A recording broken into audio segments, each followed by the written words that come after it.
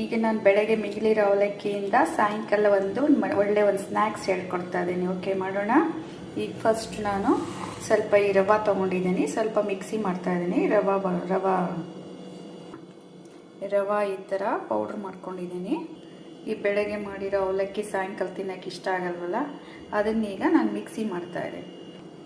ಅದು ಅವಲಕ್ಕಿ ಮಿಕ್ಸಿ ಮಾಡಿದ್ದೀನಿ. ಈಗ ಅದಕ್ಕೆ ನಾನು 2 ಸ್ಪೂನು ಅಕ್ಕಿ ಹಿಟ್ಟು ಹಾಕ್ತಾ ಇದ್ದೀನಿ, 1 ಸ್ಪೂನು ಕಾರ್ನ್ಫ್ಲೋರ್ ಹಾಕ್ತಾ ಇದ್ದೀನಿ. ಇವಾಗ ಇದಕ್ಕೊಂದು ಸ್ವಲ್ಪ ಉಪ್ಪು ಖಾರ ಹಾಕ್ಕೊಂಡು ಕಲಿಸ್ಕೊತೀನಿ. ಈ ಥರ ಉಪ್ಪು ಸ್ವಲ್ಪ ಖಾರ ಹಾಕ್ಕೊಂಡು ಕಲಿಸ್ಕೊಂಡಿದ್ದೀನಿ. ಈಗ ಚಿಕ್ಕ ಇದನ್ನ ಉಂಡೆ ಮಾಡ್ಕೊಳ್ಳೋಣ.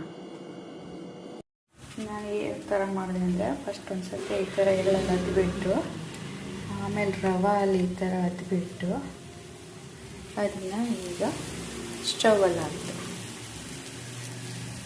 ನೋಡಿ ಎಷ್ಟು ಚೆನ್ನಾಗಿ ಕಾಣ್ತಾ ಇದೆ. ಇವಾಗ ಇದಕ್ಕೆಲ್ಲ ಸ್ವಲ್ಪ ಎಣ್ಣೆ ಹಾಕ್ತಾ ಇದ್ದೀನಿ. ಈಗ ಇದ್ರ ಮೇಲೆ ಎಣ್ಣೆ ಸ್ಪ್ರೆಡ್ ಮಾಡ್ತಾ ಇದ್ದೀನಿ.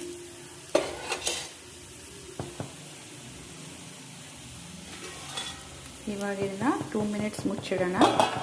ಸ್ವಲ್ಪ ಮೀಡಿಯಮ್ ಫ್ಲೇಮಲ್ಲಿ ಇಟ್ಟಿರೋಣ. ನೋಡಿ ಇವಾಗ ತಿರುಗಿಸೋಣ ಇದನ್ನು.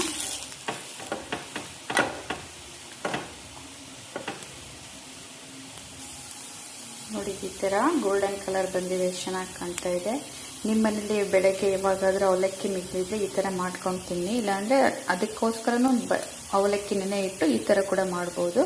ಚಿಕ್ಕ ಮಕ್ಕಳಿಗೆ ಕೂಡ ತುಂಬ ಚೆನ್ನಾಗಿರುತ್ತೆ, ಮಾಡಿಕೊಡಿ.